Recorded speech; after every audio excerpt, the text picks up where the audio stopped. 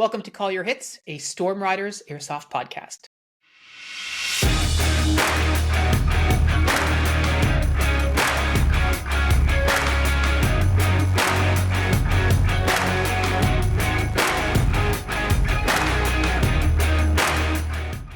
Thanks for joining us, everyone. Today, I'm joined by our friend Ambo. Ambo is one of our community members from Germany, and he's been on the podcast before to talk about his experiences at the European MILSIM event Border War. Although he recently completed another round of Border War, and we'll talk about it briefly today, we're going to be talking mostly about Ambo's typical playstyle in Airsoft, which is the role of Recon. Recon is a role that I think many airsofters, especially getting into, look to thinking of similarly named recon roles, like in video games or how recon units are portrayed in the media, etc. And the reality of recon in airsoft can often be quite different than that. And since Ambo has many years of experience in that type of role, I thought it would be really great. It would be a great idea for us to have a conversation about that. Um, Before I get too far into the meat of the episode, I just want to take a few moments for two quick announcements. One, I wanted to give a shout out to one of our YouTube channel members. So you may be aware that channel memberships are a new feature that we're trying out on YouTube. And one of our channel members, Hans, was gracious enough to sign up as an actual member. So we don't have any member exclusive content aside from these specific recognitions and thanks. It's supporters like Hans that make it easier for us to keep doing these kinds of episodes and shows that we have on our channel. So from all of us here at the Storm Riders, thank you, Hans, for your support. And if you're listening to this and you'd like to join Hans in supporting the channel, you can do so directly on YouTube. I also wanted to give a quick mention about the Storm Riders Foreign Legion, which we talked about a little while ago. We have selected our new design. It was created by our very own Frosty, who you heard on the podcast a few weeks ago. I think the design is absolutely killer. I think it rocks. You can check it out on the Discord, and eventually we're going to be making it available for all of you Legionnaires who want to take up the mantle across the world. So just wanted to put that out there. But anyways, that's enough for me. Let's talk about Ambo. So Ambo, why don't we start off recapping a bit about your border war for this year? Like, how did you enjoy yourself overall, and how did you feel it went?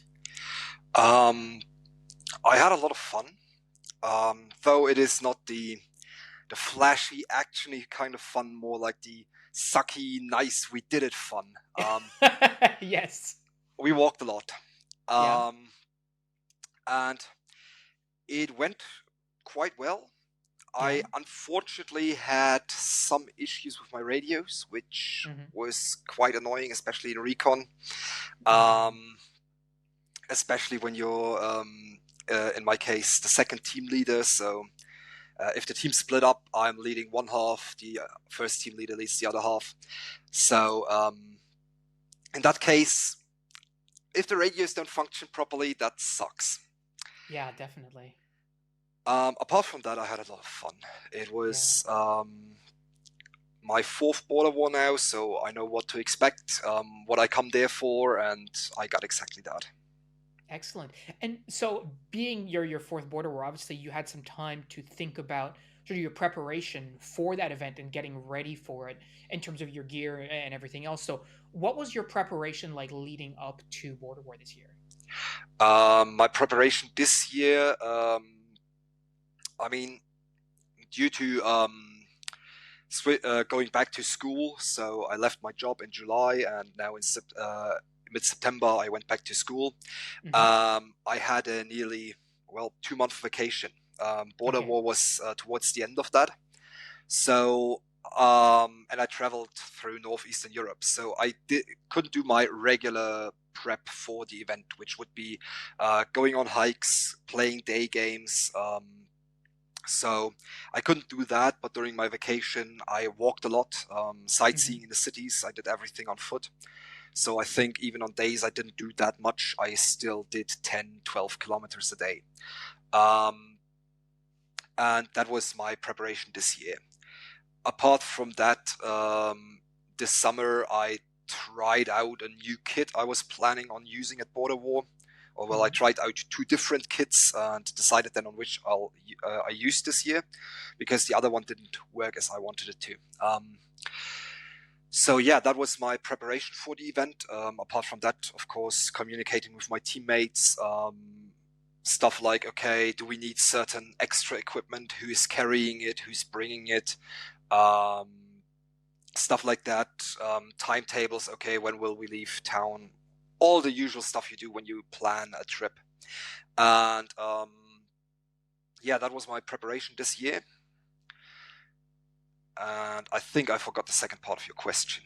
So the second part is, so we always say like no plan survives first contact with the enemy, right? So how did all throughout all your planning and stuff like that, how did the execution of that support you in border war, and were you able to think about all the different contingencies that might happen? Mm-hmm. So execution as a team, I would say, went quite well. We had contingencies for example, my radios not working properly. Or well, it was the PTT, not the radios. The radios did their job, which basically looked like, because in my fire team there was also our MG gunner, and basically I told him, because I could properly listen, I couldn't speak properly. Therefore, I basically, if I needed to send something to the team, I told him. I was always staying close to him. And to reach the company level, I simply unplugged the radio from the PTT and spoke into the radio handheld. Was annoying. There especially was one situation where if I would have been able to talk with the PTT, I could have reacted quicker, because in that situation I had both of my radios unplugged, lying in front of me, speaking to the team on one, putting it down, picking up the other one, and then I would have had to get up and engage enemies. But I was like, I need to pick up the radios first. Yeah. Shit. Sorry, can I say that on the podcast? Yeah, it's okay. Okay, good. It's okay. And that was very annoying. But apart from that, I am very happy with how we work together as a team, because we are not one team doing this. We are basically 2.5 teams. One team from Northern Germany, my team from Southern Germany, and then the other half team is basically, if you want to call it, you could call it our like Western German offshoot, because one of the guys was a member of our team who then moved to Western Germany, and then he found 2 buddies there, and they also joined us. So for that situation, because we didn't get to practice as the whole, were we 9 or 10 people in our recon squad. We didn't get to practice as this 9 or 10 person squad. We always got to practice in 3-person fire teams. We couldn't train to work together in the larger squad, and for that it worked surprisingly well.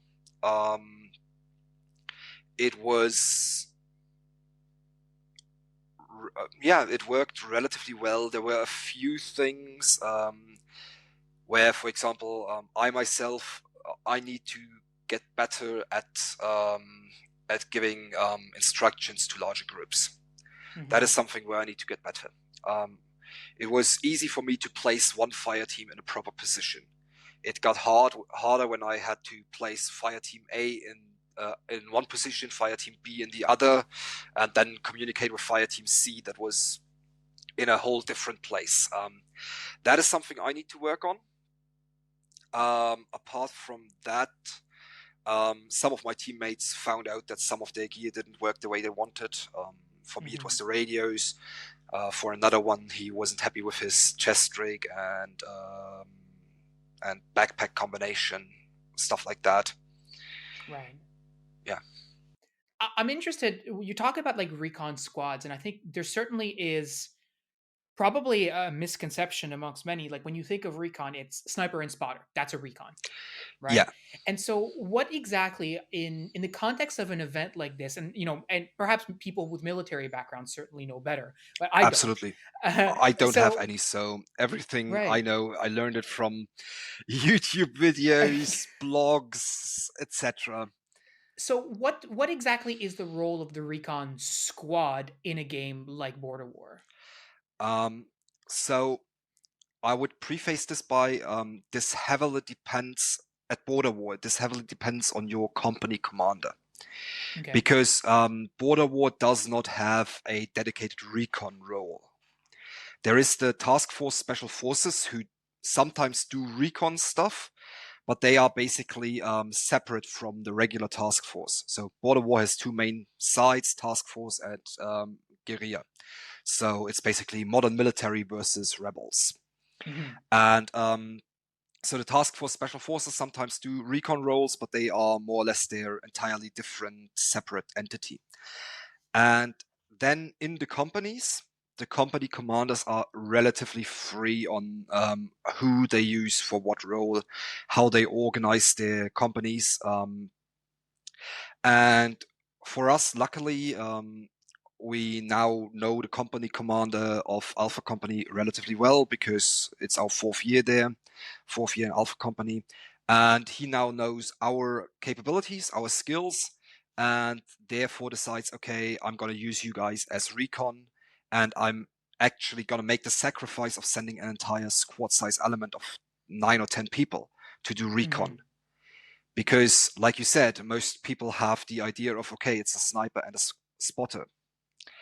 Um, and if you have the companies are roughly around 100 people. So that's usually like first day, it's 100 people. Second day, if the weather is good, it's 80, 90 people. If the weather is bad, it's 50, 60 people.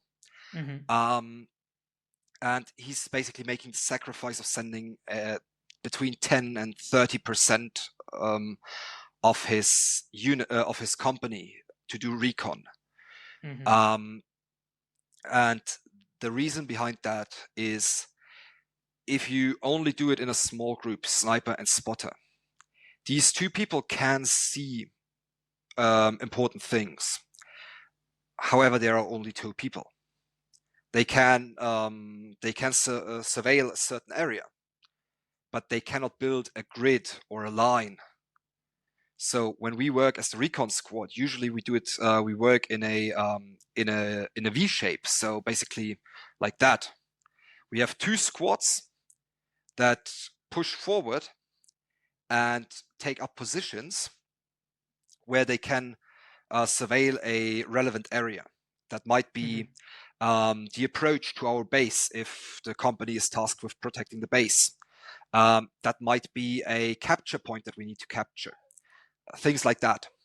And then our third fire team, um, that one usually stays behind about 100 meters or so, maybe 150, and basically builds a fallback position. So in case one of the fire teams in front get into contact and are pursued, then Hmm. that fallback position is ready to open fire on anybody that pursues. And that's why we basically work in a squad. One, we can protect each other better. Two, Hmm. we can cover a larger area. So I think it's important to even like clarify, like, as a recon squad, what is your job? Like, what is the role that the company commander gives you? Like, obviously, reconnaissance is a term that people understand, but in the context of an airsoft game, what does that mean exactly? Um, it depends on the mission of the company. For example, if the company is tasked with go to point A, capture that point, and then move on to point B and capture point B.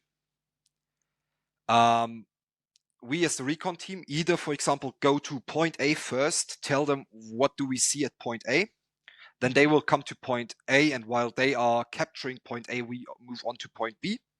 Okay. Or what also happens often is that we get intel from the game organizers that, yeah, point A is not as heavily defended or something. The Hmm. rebels aren't aware of an attack, whatever. Um, so that the company directly without recon attacks point A, and we directly go to point B to tell them what do we see at point B. Mm-hmm. Usually we also try not to get to the point from the same direction as the company will be coming. So if they are coming from the north, we will try to come, for example, from the southeast, Mm-hmm. giving us the ability to survey the point without being expected in that direction. Right. Because our first mission is to see and report. Mm-hmm. No matter what we are doing, we want to see what is the enemy doing, how many enemies are there, where are they going, and we need to report that, because that is our main purpose as a recon team. So we come, for example, from the southeast. We see the position. We can tell the company, hey, right now there are 15 enemies in that position, or a squad-sized element, because 15 is so exact, and you Yeah. can Yeah. never be exact if you try to observe. Mm-hmm. We can tell them, okay, there's a squad-sized element there. And then we see, oh, okay, there is an entire platoon with like 30, 40 people also moving into that position. Then, of course, we will be telling them that. That is our Mm-hmm. job, being there, seeing the objective, seeing the ways on how to get into the objective, as to tell our company what can they expect there. Is it Right. not defended at all? Is it lightly defended? Is it heavily defended?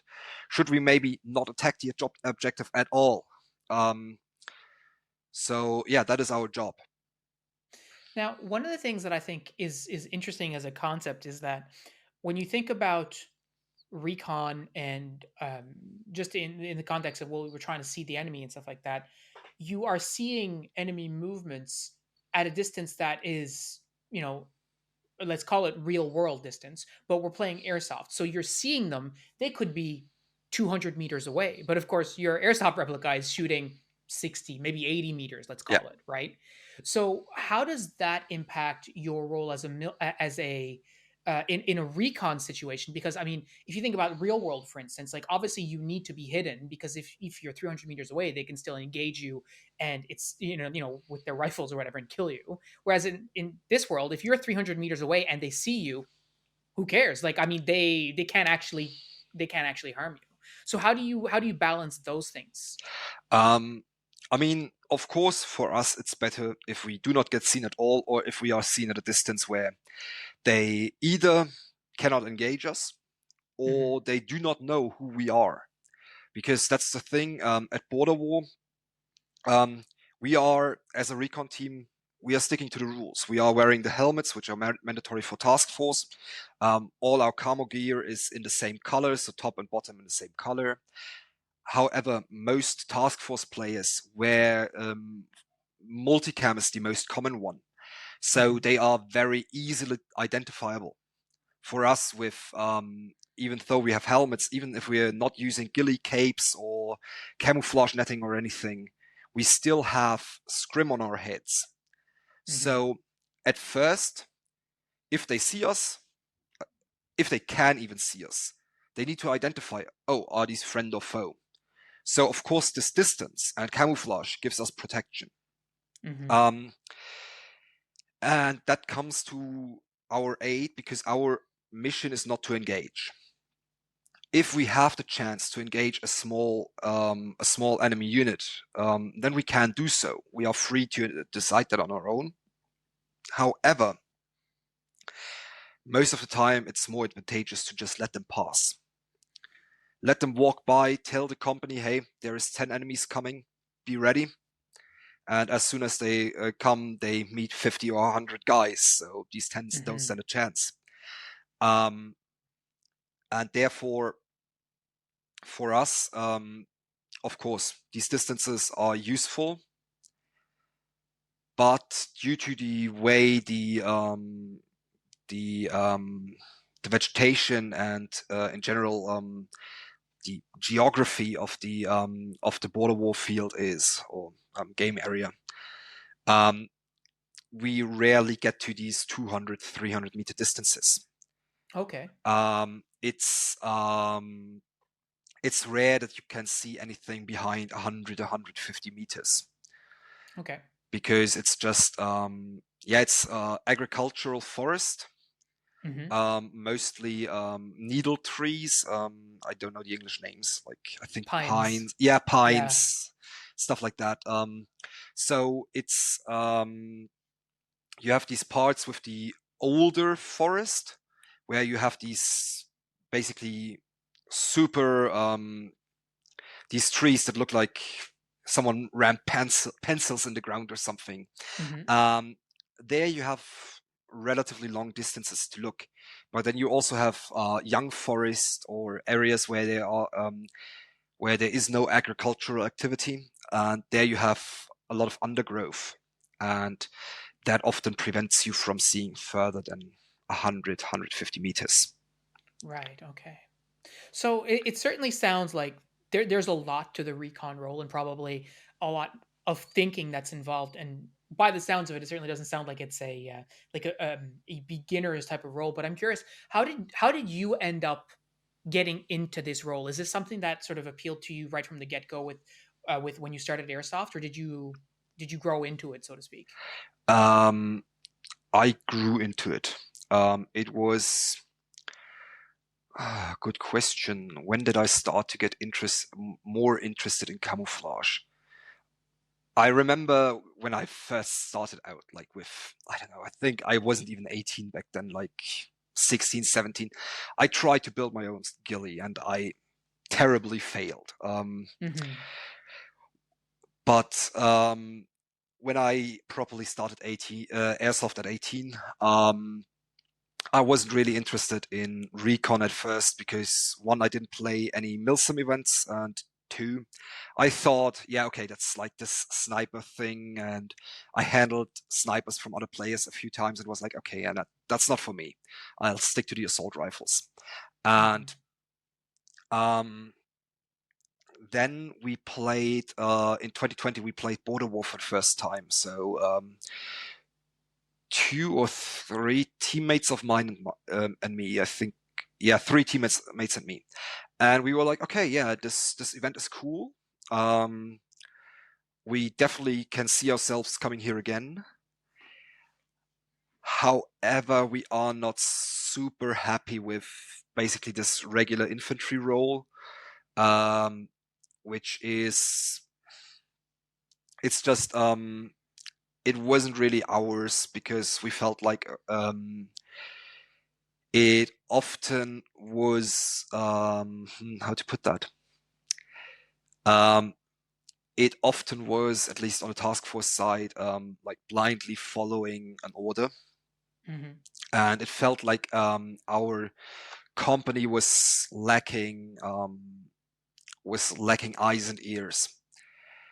And back then in 2020, yeah, there were three guys, yeah, three guys who are now our other part of our recon team now, from northern Germany.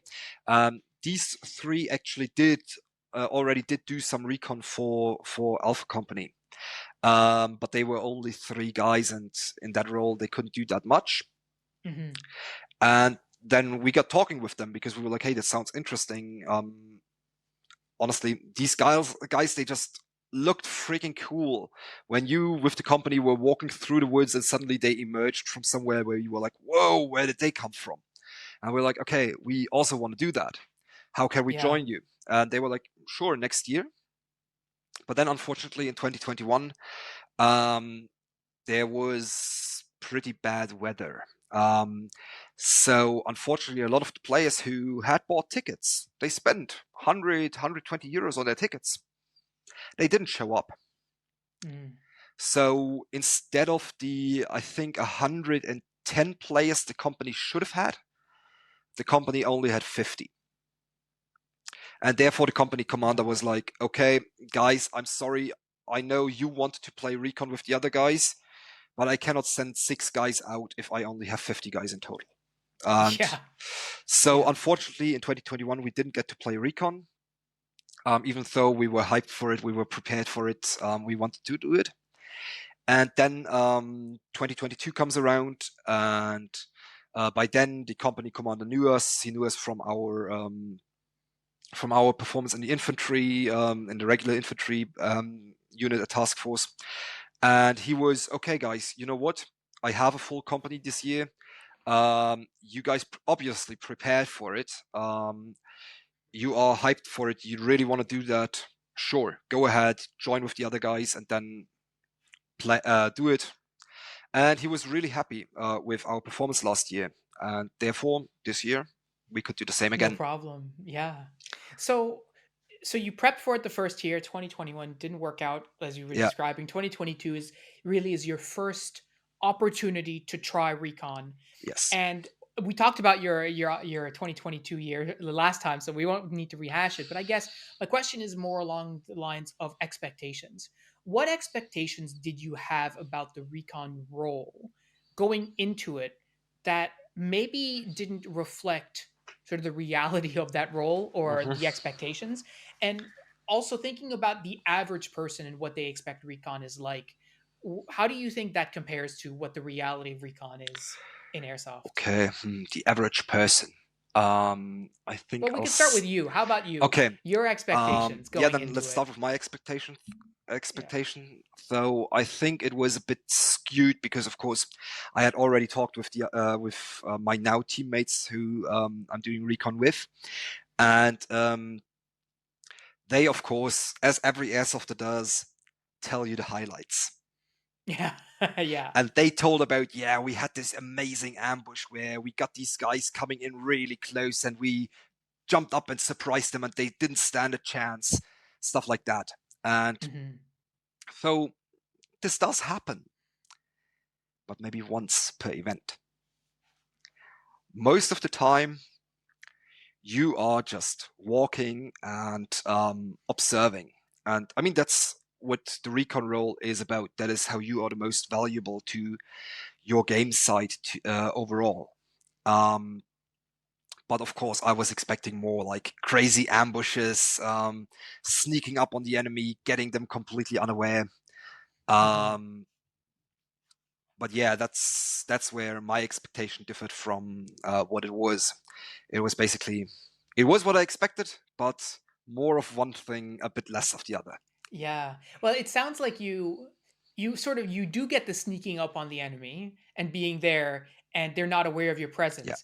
But then the other half is the part that doesn't happen as often, which is then you yeah, start blasting, right? Then it's like I know where they are, they don't see me, and then you call it in on the radio, and then probably that's where that engagement will end. Like you were saying yes, earlier, you tell your company, "Hey, I've got 10 guys or squad side element, whatever. They're coming your direction. See you, thank you very much, good night," and then move on to whatever else that you need to do, right?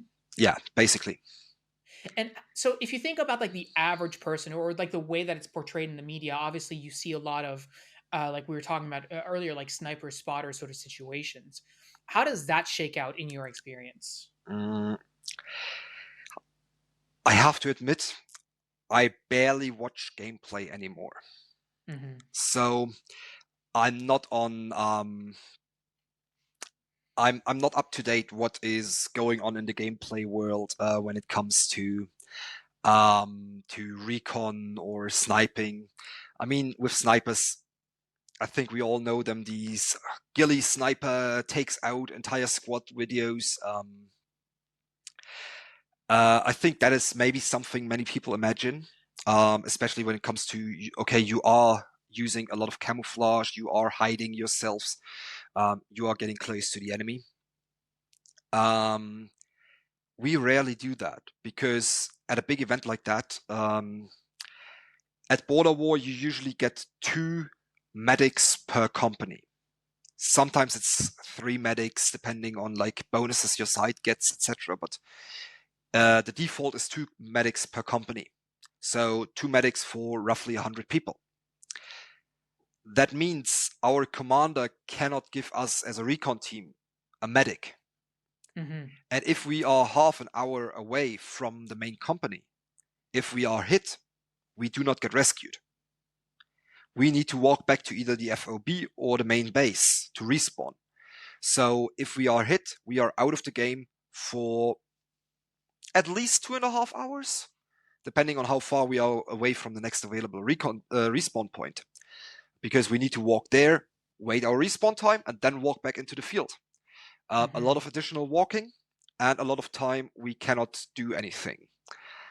Right. So we pick our fights very very thoughtfully, and usually we do not get in fights because we pick them, but because while going somewhere we meet a different unit, an enemy unit, and when that happens, we do if we detect them without them detecting us, we judge, okay, how many are they?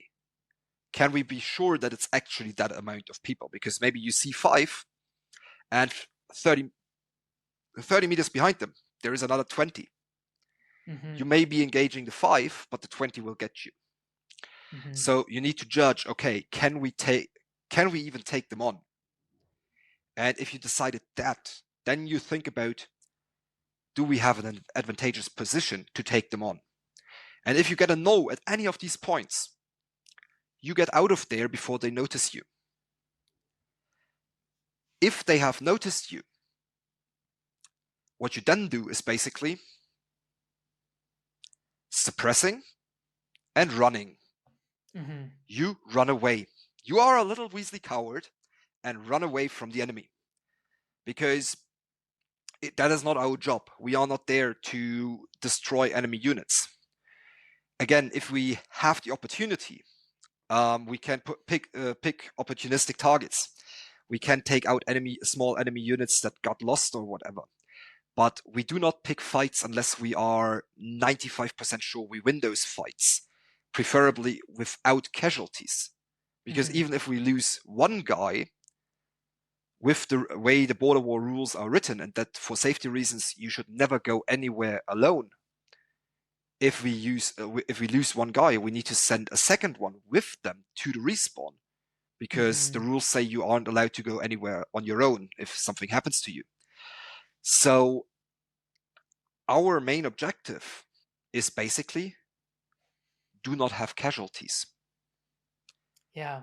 Often that doesn't work, because, for example, this year we beautifully went around an objective, came from behind, had a perfect view on the objective. I was doing our rear guard, and I saw, okay, there's like 5 or 6 guys coming.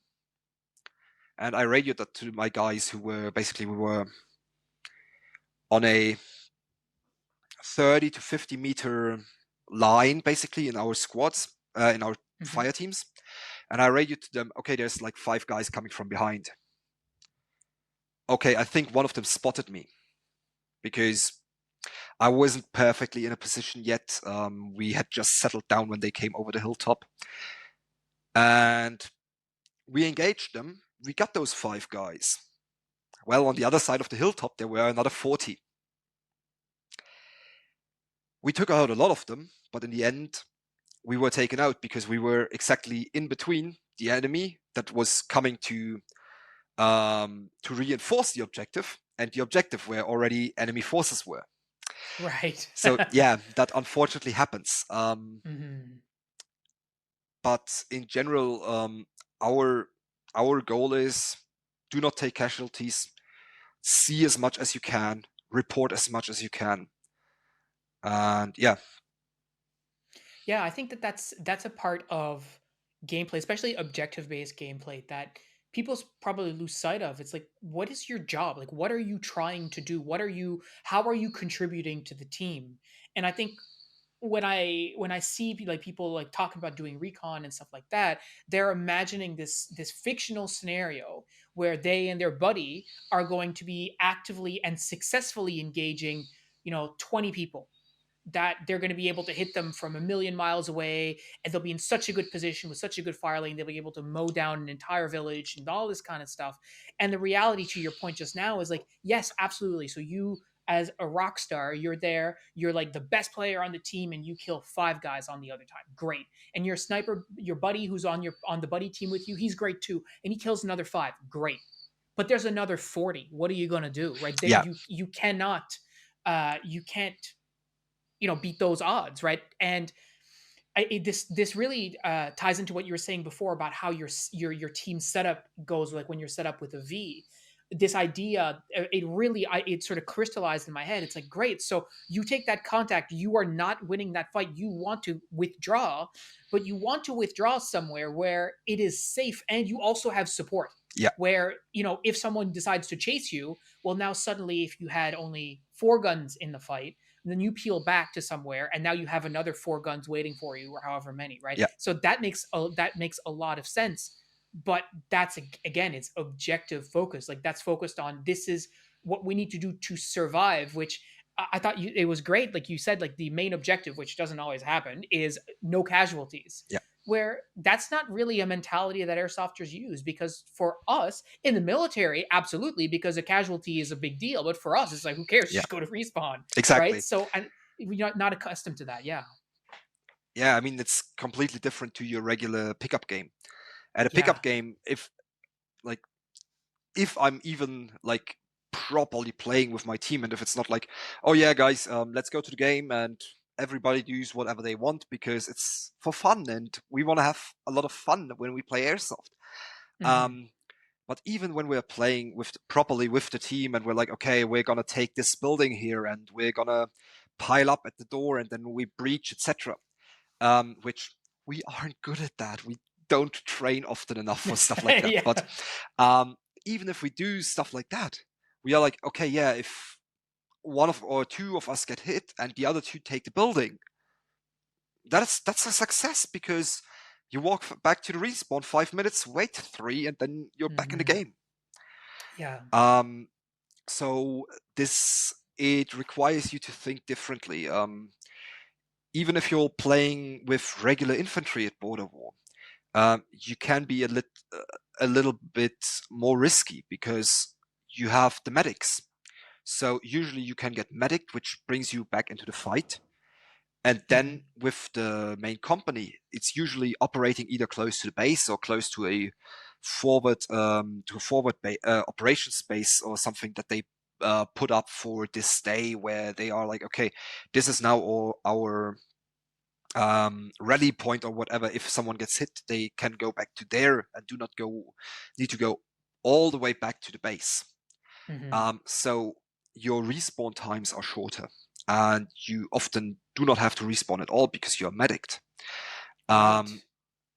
Therefore, avoiding casualties is really important for us because just losing 3 guys already means we are down from 9 to 6 people. We lost a third of our combat power, and usually that's not worth it.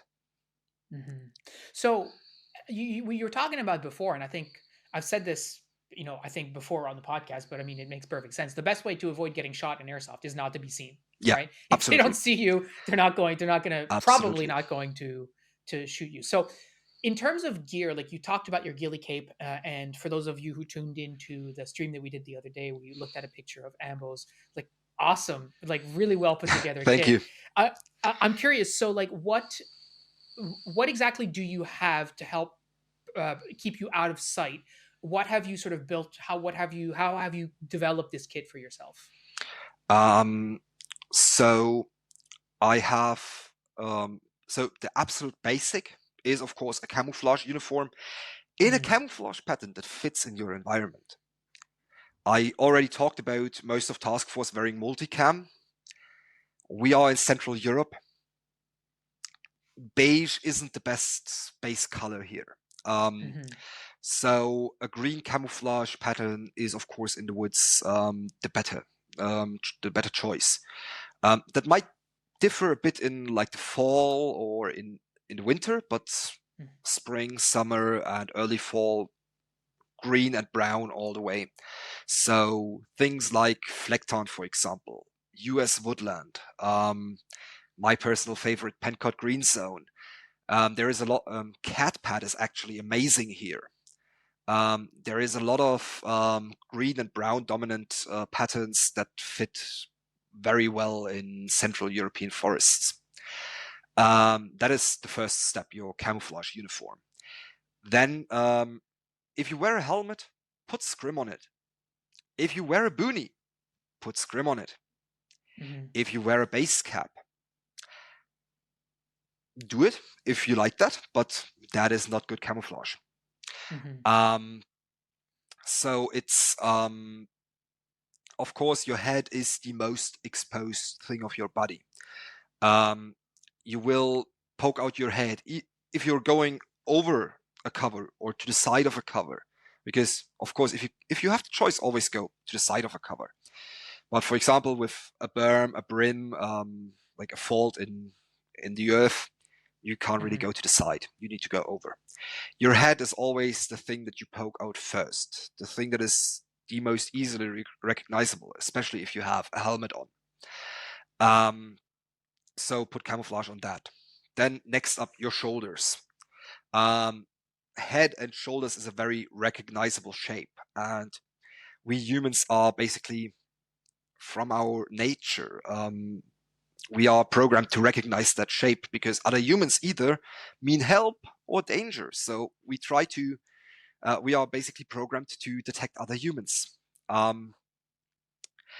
And so that is something you want to break up. And this is where a ghillie cape comes in, for example. Or what can also work is to put basically scrim material into the loops of your of the shoulder straps of your harness, of your plate carrier, etc. I also have a bit of scrim material on my chest rig, even though it's in a camouflage pattern and I have the ghillie suit over me, just a little bit to break it up a bit more. And then, of course, the ghillie cape. And additionally to that, a few like small camo nettings, but we rarely use them. Like Mm. 90% of the time, we carry them with us and are like, "Ah, did we really need them?" But sometimes we actually do use them. And the ghillie cape is only for the head, the shoulders, and the upper back. Um, a full ghillie suit, yes, if you are lying in one position for hours, a full ghillie suit is amazing. But if you have to walk around 15, 20 kilometers a day in 30, yeah, in 30 degrees Celsius weather, Yeah, a hell ghillie suit massage. is gonna get hot very quickly. Hmm. And like so typically like when you're in the game and you're on a mission, on a tasking, how long will you generally end up staying in one spot when you're in your role? Mm, that can depend.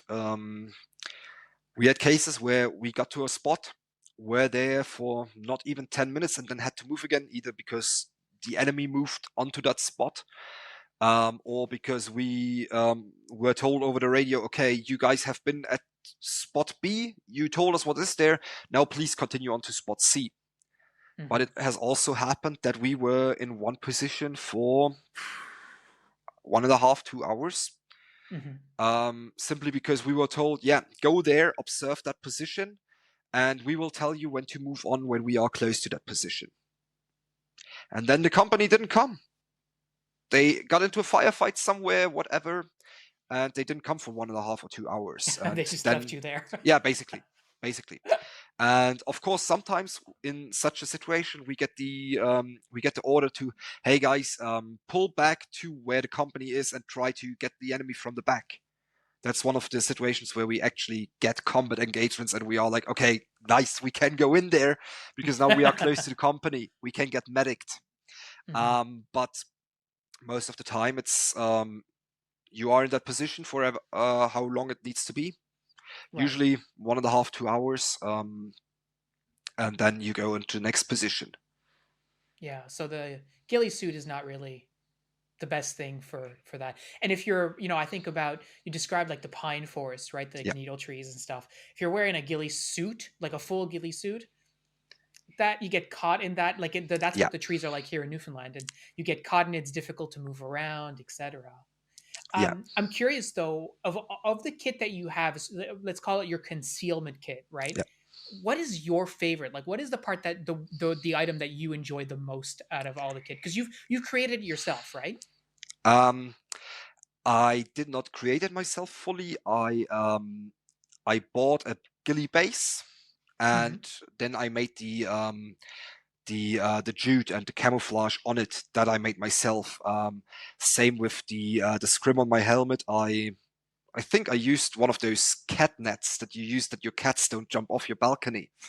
I took Okay. one of them, cut it in the form of my helmet, and then I tied in there jute, burlap, pieces of old camo uniforms I cut up, stuff like that. Hmm. And And which is your favorite? Like, what do you my like? Which one do you like favorite, the most? actually, something I did not use at Border War. Does that Oh count? yeah. Yeah, Um, absolutely. I Yeah. recently got myself a ghost hood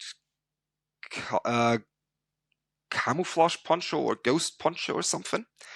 Okay. Um, and it is a an extremely lightweight fabric.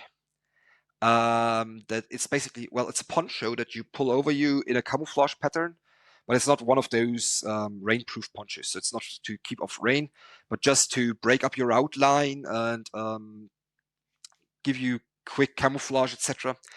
And I actually like that because I can take it with me to a day game without having the ghillie take up half of my duffel bag. Yeah, fair So enough. Yeah. I really like that for day games, etc. Um, for Border War, it's I mean it's good camouflage. It really is. But there I prefer the ghillie because the ghillie also allows me to put in some natural vegetation, etc., which again enhances the camouflage because the ghillie, if you make ghillie yourself, that's basically that's your base. Um, it already helps break up your outline, roughly camouflage you, but then you need natural stuff in there. Because if you are in a very mossy forest, grass isn't going to put it, and the other way Hmm. around as well. So you put in some natural vegetation as well, um, but only if the field allows it, guys. If the Yeah. field doesn't allow you to put grass in there or something, don't do it. You don't want to Right. get kicked out. Um, from the other stuff I took with me to Border War, probably actually the helmet scrim Yeah. because It it's does look already, good. yeah, that It and looks a good. helmet scrim by and of itself is already pretty effective, but it doesn't weigh a lot. A ghillie Hmm. weighs a lot. It's hot. You can easily snag on twigs, etc. And a helmet scrim, it's lightweight, it's effective. I love it. Awesome. So aside from your concealment gear and obviously the radios that you were talking about before, because in a recon role, I mean that's your bread and butter, right? Is being able to communicate what you're Yeah. seeing, what you're hearing, etc. But aside from the concealment gear and aside from the radio, what is a piece of kit that you think is really useful for someone who's looking to take on the recon role, or perhaps even expand their capabilities? Water carrying capability. Yeah. Um, because I mean, your water usage always depends on who you are, how big you are, how quickly you sweat, all these factors. How hot is it? How much are you moving?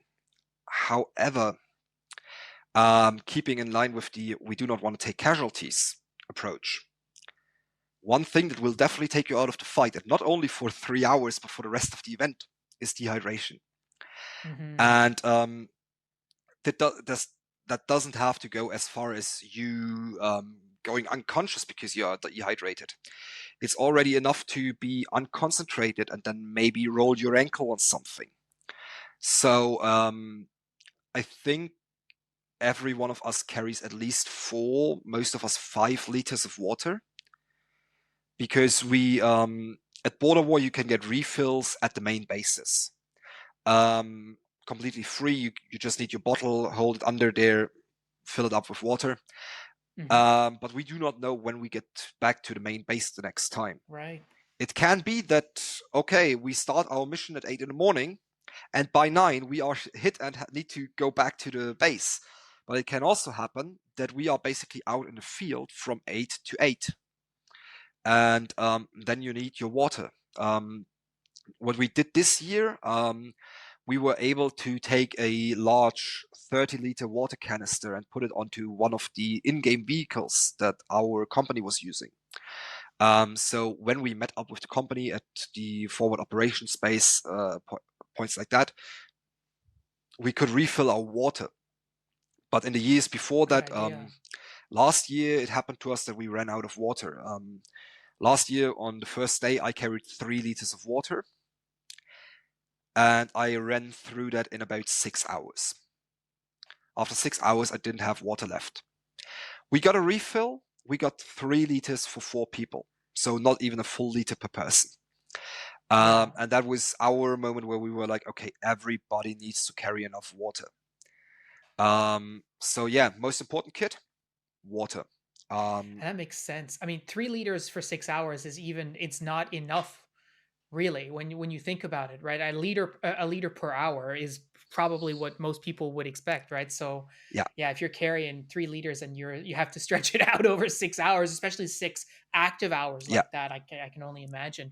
And you're absolutely right when you say like dehydration is not just about taking a heat casualty or taking ending up in the hospital. Like just from being overly exhausted, overly extended, then you lose focus, like you yeah, said, and you roll an ankle or something else, or you're not able to pay attention, or like especially in a role like the recon role, which requires so much thinking, yeah.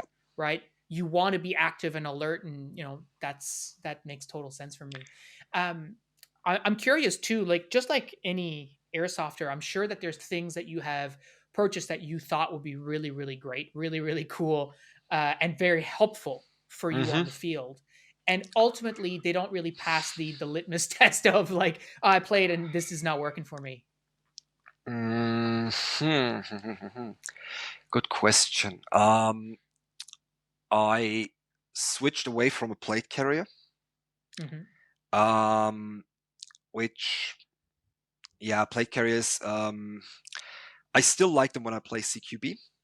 Um, I've got a little bit of a belly and getting hit there. Plate carrier is nice. Um, however,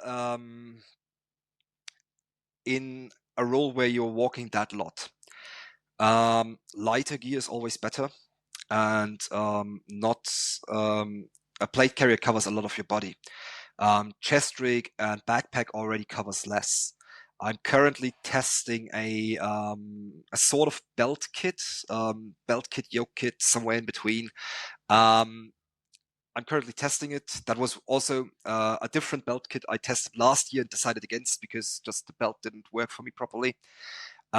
Which belt kit would mean my entire front would be without any gear on it, so I could get lower to the ground and I have more space to cool off. Hmm. Um, so yeah, plate carriers I would advise against. But on the other hand, also backpacks. Backpacks are amazing, but if you lie flat on the ground with a backpack, you look like a snail, Right. and that looks weird. Especially if your backpack isn't properly camouflaged. Of course, if you have camouflage netting over your backpack with burlap in it and everything, then that can help. But it's still the shape is very weird. It's unnatural. It's not as recognizable as head and shoulders, but still unnatural shape. Um, but yeah, the other thing, for me personally, I mean, pistols are a thing where I need to say, you really don't need them until you really need them. Hmm. Um, 99% of our time, we carry a pistol with us, and it's just annoying additional weight. But then you have the situation where you are in a position and you let enemies come in really closely and get them. They are so close, they are inside of rifle MEDs. So you are maybe 5 or 10 meters away from them, and you get them from that really close distance where they are completely shocked and disoriented. And then a pistol is suddenly very useful. But in general, if you can shave off weight somewhere, um, I mean, I've seen guys, less so in recon, but at games, for the impression kits, carry things like plastic cuffs, sometimes even actual steel handcuffs, where I'm like, Hmm. okay, yeah, it looks really cool. I get that, but you gotta walk with all your gear for 10 kilometers, and that's 300, 400 grams extra. Yeah. Um, what else would I say? Yeah, I mean, shave off weight. Um, it's Yeah, there's a saying in English that they say ounces equals pounds and pounds equals pain. yeah, And it's very true. I mean, in some of the other hobbies that I yeah, do, like weight is very important because it might not 500 grams just right here on on my desk or whatever. That's fine, but 500 grams over every single minute, over every single yeah, hour, or every single kilometer. You're like, man, I really wish I had just left that behind. Whether that's the scrim netting or the camo netting you were talking about yeah, that you barely use, or your sidearm, yeah, absolutely. And you see, we've seen this recently, at the events that we've run, where players are exhausted after 3 hours, and it's like, well, what are you carrying with you to make you say, well, I've got this and I've got a blind and I've got this thing, and I'm like, why do you need all this stuff? yeah. Like, you're probably not gonna. But there's the cool guy factor of airsoft, Oh which yeah, totally yeah, cool. absolutely.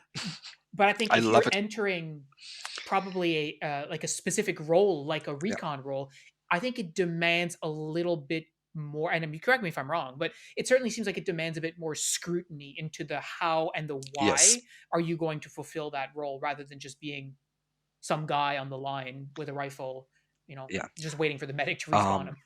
which more scrutiny on the gear brings me back to your bit previous question with like camouflage gear. One thing I completely forgot: you need to camouflage your face. At Border War, Task Force isn't allowed to use face paint. So we Hmm. use balaclavas with like yeah snoots etc. So basically to protect your teeth, especially because jewel limits at Border War are somewhat high and the Hmm. chrono isn't perfect. So protecting your teeth is a good idea. Um, Yeah. and we use that. We use those balaclavas to cover our faces because of course, your face, it's an unnatural shape, and at least for me, it's bright and very easily visible. Yeah. So you need to camouflage your face, and otherwise with gear, yeah, um, put up your. I I think that's not only for recon, but anything that's more specialized in mission. Um, before the event, think about what is your mission at this event. What do you need to fulfill that mission? So for us in recon, we know, okay, we are walking long distances. We are on our own for most of the time. Um, we need to spot enemies. We need to communicate that back. And only if we have been, only if we are able to do these things, then we need to engage the enemy. So first of all, things that keep us in the fight: water, a bit of food to get over the time of 8 to 10 hours, sometimes 12. Um, then our radios. Our first and easiest spotting tool is, of course, our own eyes. So with those, we can already spot something. Radios. We need to be able to communicate between ourselves if the different fire teams are 50 or 100 meters apart. You don't want to be yelling because then everybody knows where you are. Um, Yeah. and then you need to report back to company HQ. You need to tell them, hey, we spotted an enemy platoon moving along this road in this direction. Um, and then after the radios, I would say, oh, one thing maybe comes before the radios, right after the sustainment stuff. But that's not for all team members, but at least for those who are basically, well, it would be good if everybody has a map and a compass, but those that are leading the teams should also have GPS, in my opinion. Hmm. So just navigation to know where are you, where do you want to go, Hmm. where do you see something? Because there's no use in radioing command and be like, yeah, hey, this is Recon. We just saw 100 enemies. Yeah, where are they? Where are they going? Where are you? Um, yeah, we are by that big tree. Yeah. Yeah, no use in that. Um, Yeah, if your field is 100 meters wide, then okay. But yeah, any other at situation, border yeah. war, it's roughly, I think, 3 by 4 kilometers. So there is a lot of space to get lost in. Um, Hmm. so the navigation equipment is not only useful for gameplay, it's also useful for your safety. If you have an accident, you need to be able to tell where you are, where the rescue team needs to come to get you out of there if you hurt your leg or whatever happened. Yeah. Um, so that is also important. So water, food, navigation equipment, radios. Then things that help you spot. So maybe a 8 or 10 powered scope on your rifle, maybe a thermal scope or a thermal camera if you can afford it. These are not cheap. In our 10-man group, we have two. Yeah, we have two, and one of them is on loan from work, basically. Um, so yeah, things like thermals aren't cheap. Unfortunately, in Germany, legally, you are only allowed to own thermal scopes, so thermal cameras that are able to be mounted on a rifle, if you have a hunting license and you are hunting boar, and only if you are hunting boar. So none of us has thermal scopes, but handheld thermal cameras are okay. Okay. Um, yeah, things like that. Scopes, spotting, monoculars, thermals. If your game goes into the night, maybe night vision. I mean, personally, if I'm at a place where I can play with night vision in the night, I set up my gear in a way that I have my night vision always on me. Because even though Hmm. my night vision was on the cheaper side, I still really don't want to lose a small thing that's a few hundred to a few thousand euros in my tent while I'm out. Yeah, exactly. Because like Yeah. stealing a rifle, okay, yeah, that can be done, but not as easily. But like that small thing that fits into every cargo pocket, yeah, that's gone quickly. So I want to set up my Hmm. gear in a way that I carry it on my person if I have something like that with me. Um, Now we have sustainment, we have our navigation, we have radios, we have spotting. Now we come to armament. And some people might think, okay, yeah, recon, sniper rifles. Nope. Sniper rifles are basically useless because the situation in which we use our rifles the most is if we need to break contact. And if you want to break contact, you need to suppress the enemy. And a sniper rifle does not have the rate of fire to do that. Hmm. So machine guns are perfect. If the event allows it, assault rifles that have a full auto function. Um, DMRs are also good. They, of course, don't have the rate of fire to break contact, but at most events, these are allowed to have a higher joule limit and therefore more reach, more akin to the machine guns.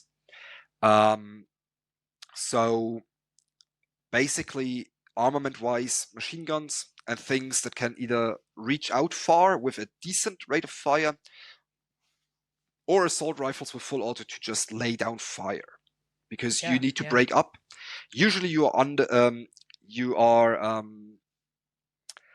uh, you are outnumbered. That's the word I was looking for. Um, Hmm. if we need to break contact, it's usually an enemy team of a similar size to us or larger. So the ability to just lay down hate and run away is very important to us. Um, And that's so funny because, like, when you were talking earlier, you're saying, well, getting into an engagement is basically the last thing that we want to do. yeah, We want to, try and stay in the fight. And I think about what kind of replica would I want in a situation where basically the game depends on me surviving this firefight, let's call it. it would not be a sniper rifle anytime. Nope. Like it'd be give me the replica with the highest rate of fire with Yes. the most amount of ammunition. Let's Yes. go. And that obviously is not going to be a sniper, and it probably not be a DMR. Like you said, it can be in a larger element, but definitely give me is at least an M4 style with the Yeah. full auto function, or better yet, even like a light machine gun style replica, Absolutely. right? Yeah. It's our LMG is basically our most important weapon because Hmm. um, the LMG is basically it has at border war a regular rifleman is limited to 600 BBs. So it's basically on you how you store those 600 BBs. High caps aren't allowed, but you can use 3 EPM 1 mid caps with 200 BBs each. You Hmm. can use 20 real caps with 30 BBs each. That's completely on you how you store them, but maximum is 600 BBs for the rifleman. The machine gun is allowed to carry 2000 BBs. So the machine gunner has more firepower, more reach, higher rate of fire, and more ammunition. So Hmm. that is basically your squad's most important weapon. Luckily, at Border War, they do not have limits on how many machine gunners there can be per squad. So technically, if we had 9 machine guns, we could run with 9 machine guns. Question is, would we want to do that? Because they are heavy, but Yeah. we could technically do it. Um, then, yeah, machine gun all the way. Yeah. Yeah, and it's I've often disparaged machine guns because really at our field there's no need for them because everyone can go full auto. But in that type of context, like I can absolutely see how important it is. I think what's really interesting is the conversation. I mean, if you're listening to this episode and you didn't really know a whole lot about recon before, what you now know a recon squads to be is probably not at all what people thought it would be going into this conversation if they didn't know anything about it, Possibly, yeah. because right, like, oh, what is your ideal recon squad armament? 9 machine guns. That's not really what you would expect to Yeah. hear. But now, having understood the full context of the operational application of a recon squad in the context of border war specifically, as we've heard, but also Yeah. probably more generally, it makes complete sense. You don't want to get into a fight, and when you do get into a fight, you want to get out of the fight as quickly as possible, Yes. and the machine gun is probably your best tool to do that. It's really really interesting for sure. Yeah. That is one thing I would add also for armament. Um, at Border War, unfortunately, we cannot use pyro. We cannot even use gas grenades or something because the rules say no thrown grenades. I think it's like an insurance thing or whatever. Mhm. Technically, BB shower launchers would be okay, but they have not the reach for a field like that. But if pyro was allowed, I guess at least every team member would carry at least one smoke grenade, probably Mhm. more, and probably also either hand grenades or maybe we would have, if they were legal in Germany, a tag and launcher. Yeah. So if you can do that both legally and field wise, so if the field allows it, I would highly recommend something like that. Because thrown grenades, be it pyro or gas grenades, launched grenades from a tag-in. The tag-in, of course, has immense range also for airsoft, but explosives make every ambush more deadly. If you can throw in 5 grenades before you start opening fire or something like that, it will be over a lot quicker. Same if you need to break contact. They can't see through the smoke, so the chance of them hitting you is a lot smaller. Mhm. That would be gear that I would also say if you can do it, if the event allows it, if it's legal in your country, do it. Yeah. Well, listen, Ambo, thanks so much for having the discussion with us on Recon. It's always super super interesting to hear about some of the differences, but also for me learning about Recon through these conversations is awesome, and it definitely makes me want to try it out someday. At the very least, I'm thinking about, well, how can I make myself some sort of like ghillie cape or something based on the what I've got already. So you might have to check the Discord in the Guns and Gear or the Picture Palace some updates on that in the future. But thank you so much for Absolutely. joining me today, Ambo. It Guys, was a thank you so pleasure. much for Oh, listening. sorry. Yeah. It was a No, pleasure. no, go ahead. It was a Yeah. pleasure being here, and always a lot of fun talking to you, Phil. Awesome. Well, thanks so much, guys. If this is all we have for you this week, if you want to keep the conversation going with us, with myself, with Ambo, with any of the guys, make sure you join the Discord. The link is in the description. Thank you so much for listening, and we'll talk to you next week.